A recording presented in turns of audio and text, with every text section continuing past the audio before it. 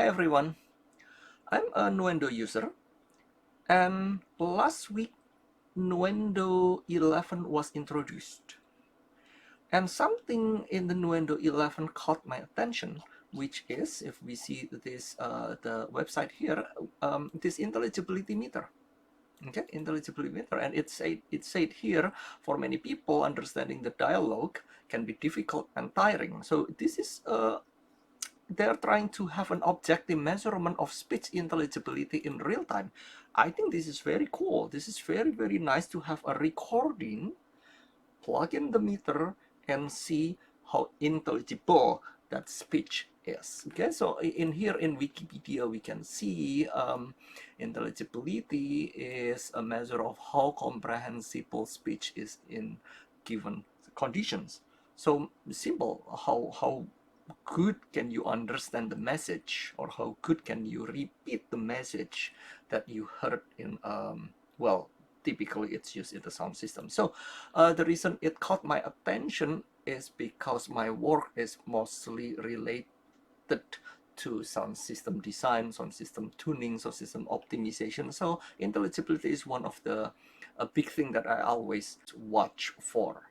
Okay, and in a sound system world, okay, typically we use STI, speech transmission index. Okay, so this is a measure of speech transmission quality. Again, the number is simple. It's from 0 to 1. What 1, it's an excellent, it's easily, you can easily understand what's being said basically, and bad, it's almost impossible to understand what's being said.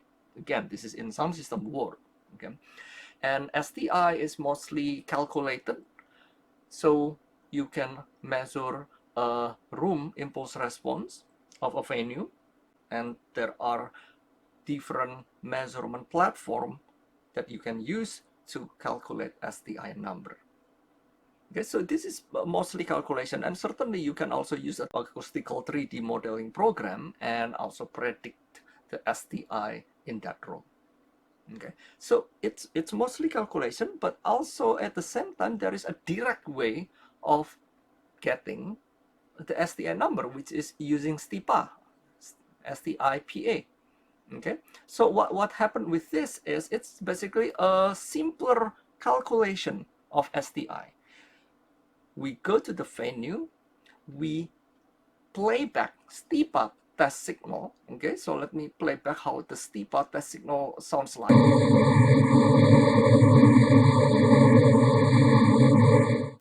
And from this STIPA test signal, we use a handheld meter or measurement device that has STI module, and the STI module, basically you can just go around the venue and see what the STI number is. It's just an objective measurement that we can use to determine how good the intelligibility of in a venue.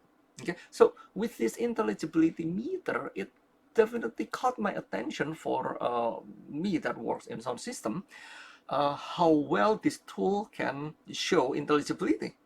There are two factors that affect intelligibility. One is how loud the background noise is. Certainly you can't hear well if your surrounding is very loud. It's a logic, right? And another thing that affects intelligibility is how long the reverberation is, and also how loud, in quote, how loud the reverberation level is. I don't want to get too much to very technical on this thing, but what I wanted to do in this video is I want to test the intelligibility meter as if I'm a sound system designer and trying to put all of the factors that usually I care of in sound system and apply it in the Nuendo. Okay, now this is the view of the Nuendo. Let me show you what I prepared for my experimentation. Okay, so in the first one here, there is a field recording a while ago, back in I think 2006, I believe. I and my good friend Darren made a recording for one of our class work, and it's just simple field recording. We went around we record what we hear. What we did is we went to a subway and we record the announcement, and we will see how the level react between the background noise and also the announcement. And also we do a recording, we interview someone, and there is a very loud boom box playing at the back. So there are two people talking at the same time in a way. Okay, and also there is this STI noise.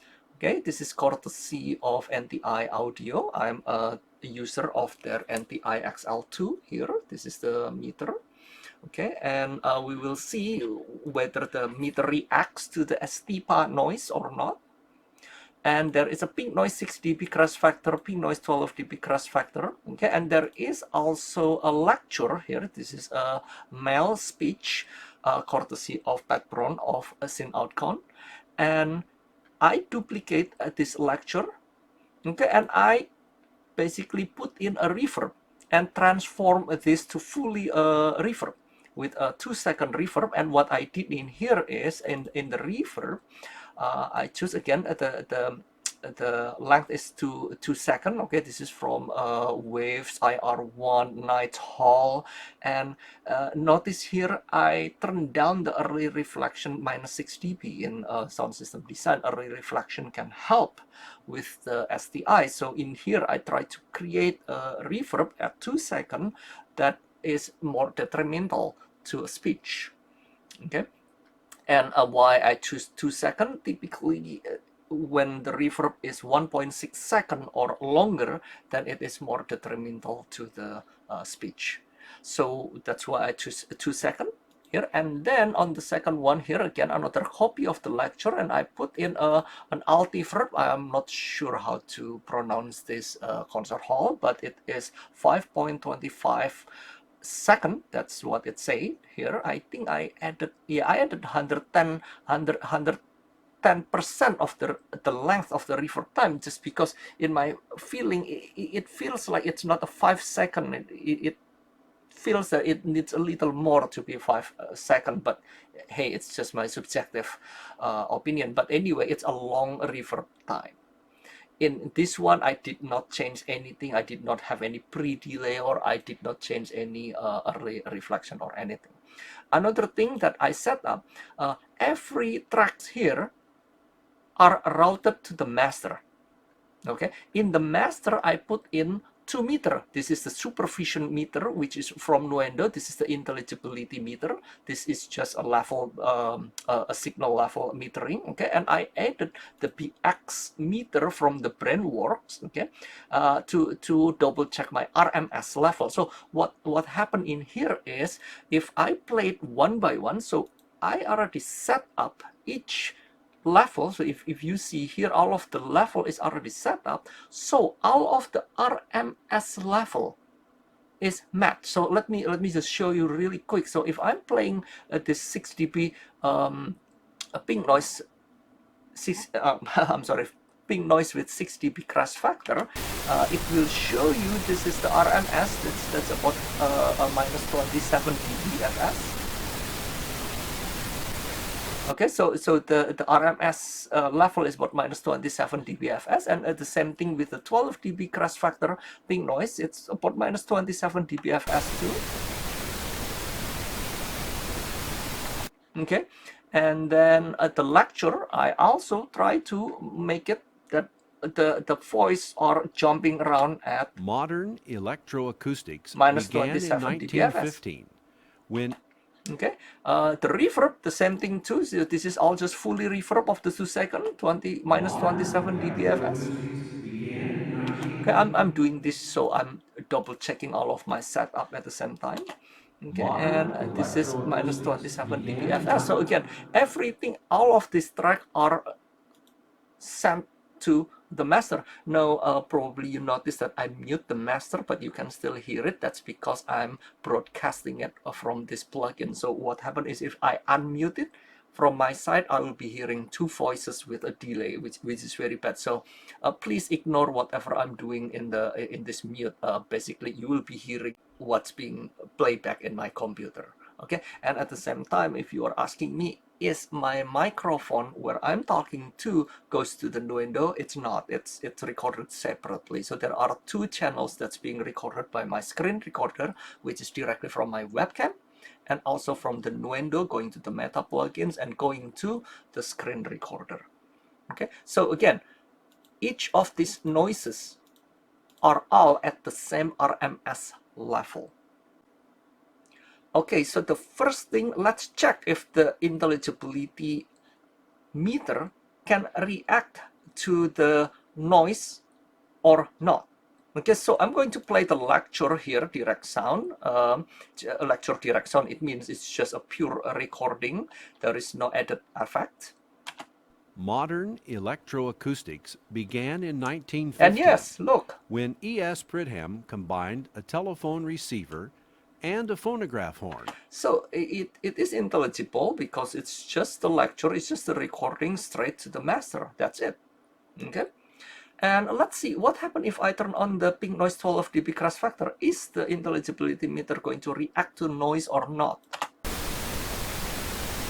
It's not. It doesn't move. Doesn't move. Let's see 6 dB crash factor.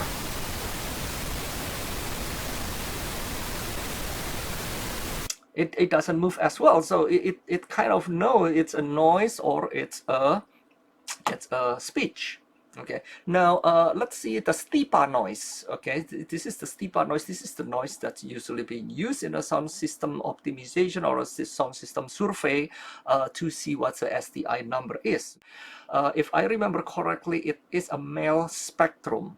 So it is certainly a human voice spectrum that contained in the steepa noise, and it's being modulated. Let's see.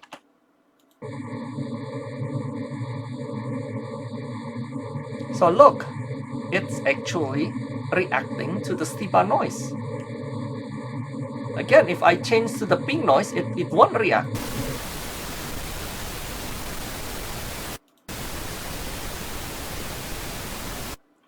So there, it shows something. Now I'm going to play my field recording again. The first field recording, it's done inside a train, subway in Baltimore area. And we will hear the announcer. There's also a background noise. So let's see how this intelligibility meter can understand whether it is a speech or not. Well, good morning, everybody. Welcome aboard the A train to the Metro. Day 3 of the work week. I'm staying in the city. Yeah, we got that hug yourself weather out here this morning.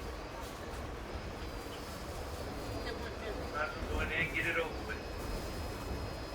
Just past the point of no return.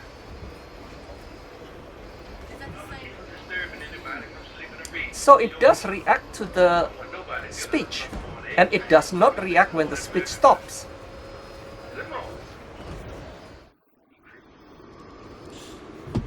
Alright, might as well take it. I don't want to go face off. Go get it over with. Just check your inventory. Make sure you got everything you came with. Like your hat, your coat, your backpack, book bag, shop bag, pocketbook, your wallet, cell phone, keys, gloves, ID, that dreaded umbrella. Your lunch, your double deuce bottle, shorties and 40s, spinach shell, chicken bone, chicken boxes, your husband, the wife, and the kids. Take them off. Don't leave them on the train. So anyway, it is hard to listen to the announcer because it's not loud enough. That's number one, and the background noise is certainly loud. So and certainly the meter does not react when the speech stops. So hey, it actually works great. Okay, and let's check out this recording again. This is an interview of someone on the side of the street, and there's a boom box really loud at the back there playing. So let's see what the meter say about this. Churches are helpful. Churches are more helpful down here than anybody. Hey, I got children and everything, had good jobs and all that. This is the first time I've ever been like this. You know, this summer on up to this winter. This is the first time I've ever been like this. Yeah. I used to ride through here every day when I was working, every day on the bus. Yeah. I never thought I'd be here this way. two voices happening at the same time. Yes, there are background noises, and it's problematic. It's hard to hear. So I think by a simple test like this, I can tell that the intelligibility meter does try to find speech content in it. Okay, now let's talk about the meter itself to measure a lecture, okay, a male speech. Okay, so let's see how fast is it to understand what the content is. And please note on the top here, this is seconds, so this is 20 seconds, this is 10 seconds, and in my finding, I believe the meter takes about 5 seconds to really settle down. And in my preliminary test in here, I typically try to read the meter when the playback is already at 10 to 20 seconds, not less than 10 seconds. It feels that it needs time just to settle down. So let's see it. Okay. Oops, what do I do wrong? This one needs to go to the front. Modern electroacoustics began in 1915 when E.S. Pridham combined a telephone receiver and a phonograph horn into a loudspeaker capable of covering a large crowd. So, I'm not quite sure why it is not very intelligible. I think it is very intelligible in my opinion. Okay, so now let's do something else. Okay, I'm going to put an equalizer. I'm going to brighten this vocal. Intelligibility is controlled a lot by 1000, 2000, and 4000 hertz. So what I'm going to do is I'm going to boost 10 dB at 1000 hertz and above. Okay, so let's see how this affect the intelligibility. Modern electroacoustics began in 1915 when E.S. Pridham combined a telephone receiver and a phonograph horn into a loudspeaker capable of covering a large crowd at a Christmas Eve celebration in San Francisco. By Harding's inaugural... Let me bypass it again. Modern electroacoustics began in 1915 when E.S. Pridham combined a telephone receiver and a phonograph horn into a loudspeaker capable of covering a large crowd at a Christmas Eve celebration in San Francisco. You can go back on this video and try to see what's the meter is showing you. It feels like with the boost, the intelligibility is rated slightly higher, just slightly, although in my opinion it sounds much better with the boost, much better as in more intelligible. I'm going to play the big noise 12 dB crash factor first. Now what happened is I'm going to make the direct sound louder and softer. Let's see how the meter reacts. So the first thing is let's listen. What happened if we put big noise at the same RMS level?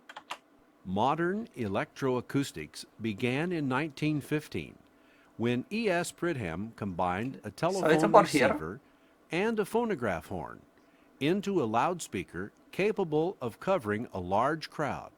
So from 10 to 15 seconds, that's about in this area. Okay, so I'm going to play this with the pink noise.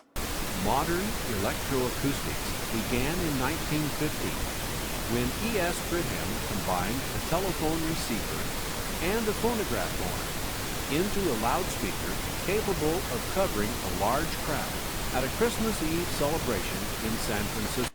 So it's lower. It's definitely lower. Okay, so it shows that the presence of a high background noise, which is at the same RMS level with the lecture, it actually degrades the intelligibility. Let's say if I turn down the lecture 10 dB. So let's see.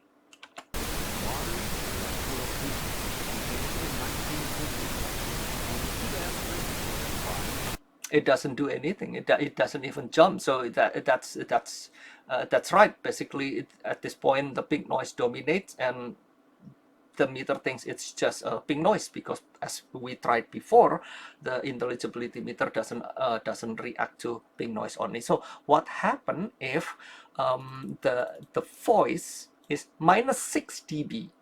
The signal to noise ratio is minus 6 dB, so the noise will be minus 6 dB, so minus 9 minus 6 is minus 15. Okay, so let's see. Again, the noise is 6 dB louder.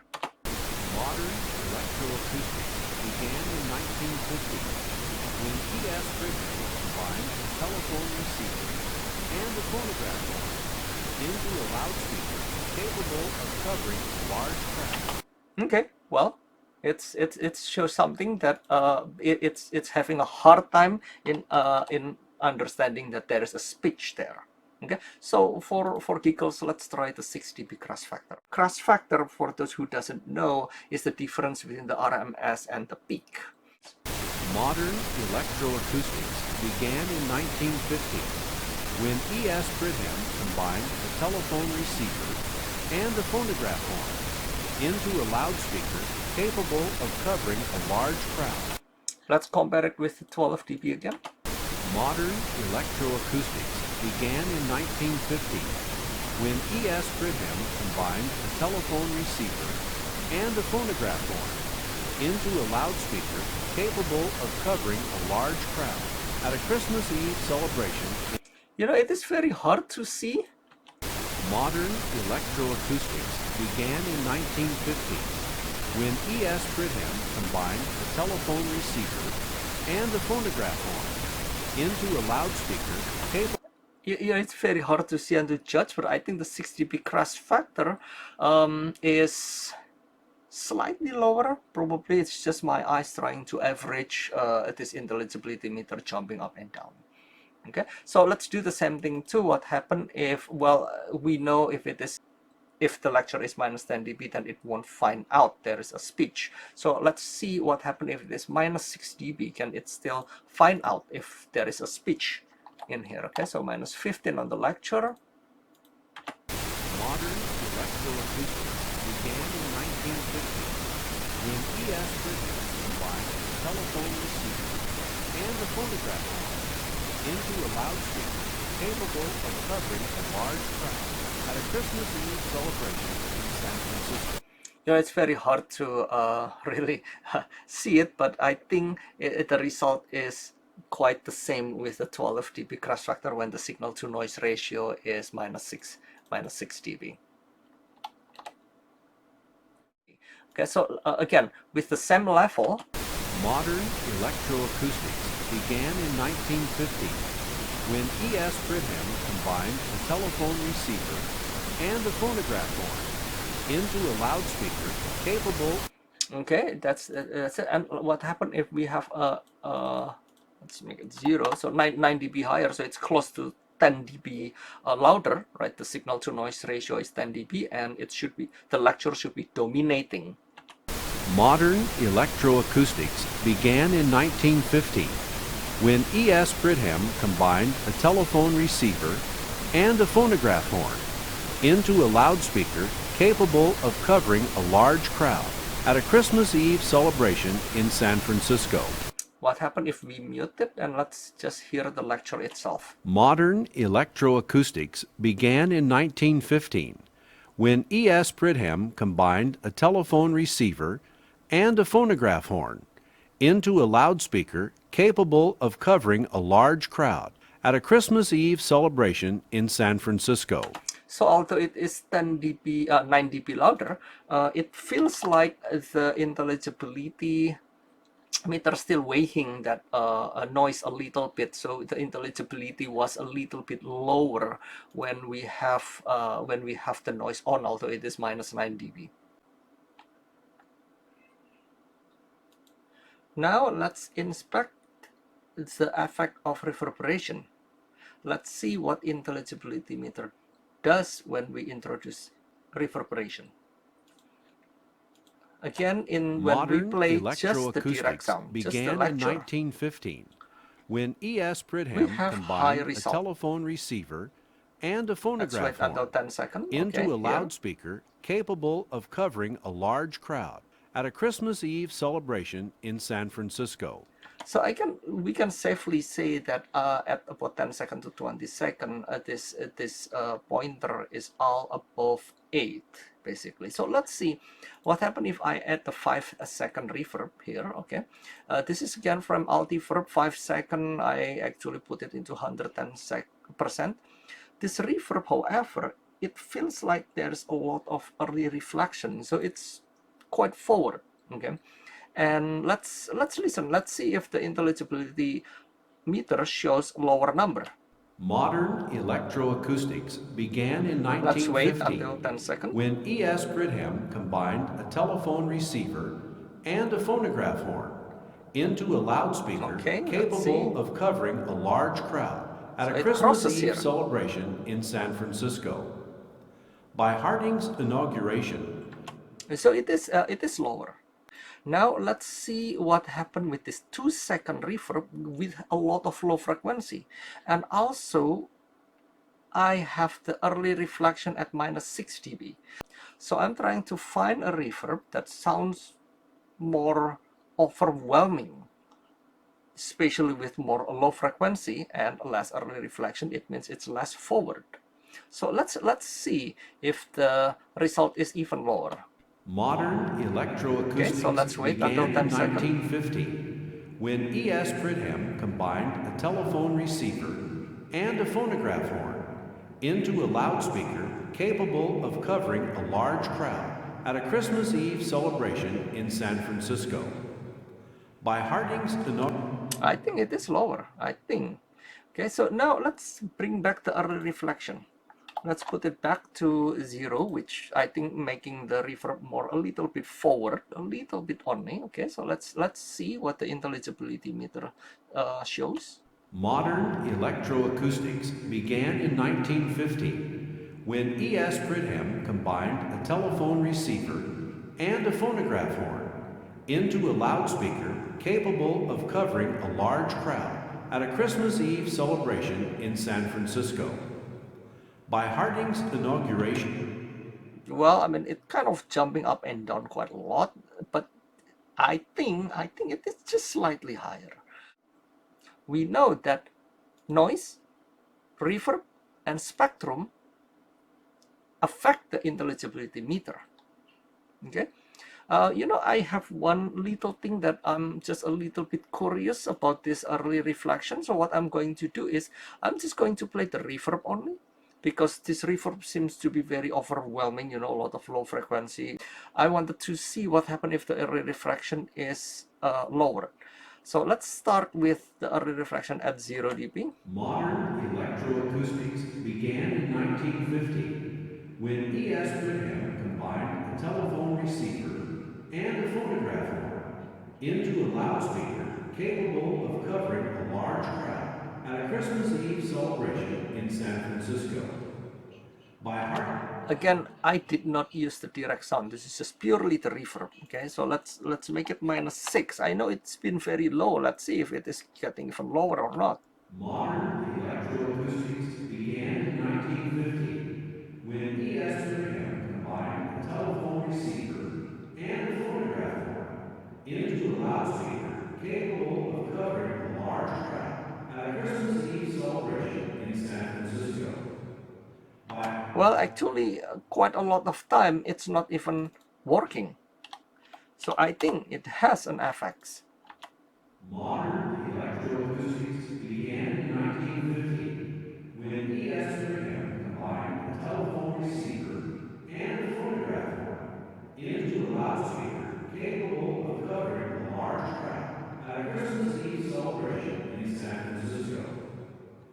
So in sound system design, certainly the more early reflection you have with the design of the hall or the venue is good, then it can contribute to the STI number, and eventually the intelligibility meter is somewhat affected by that. So I'm quite pleased actually by the Nuendo 11 intelligibility meter. Anyway, thank you for watching.